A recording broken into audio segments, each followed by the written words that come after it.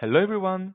In this video, I'm going to show you how to install a library in the virtual environment and check that it's not present in the global environment.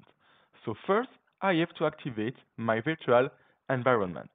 So I can write source, the name of my virtual environment, so in my case, my env slash bin slash activate.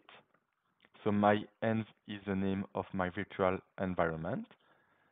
Now I enter my virtual environment. As you can see here, I have my env activated.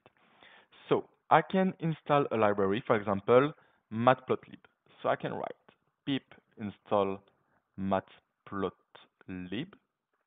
It will start the installation of this library.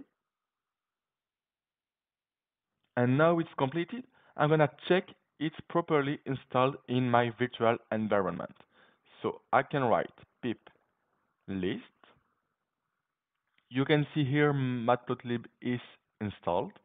And I'm gonna check it's not installed in my global environment. So I can deactivate my virtual environment. So I'm gonna exit my virtual environment. As you can see here, I don't have my env activated. And I can write again pip list. And if I go to the M layer,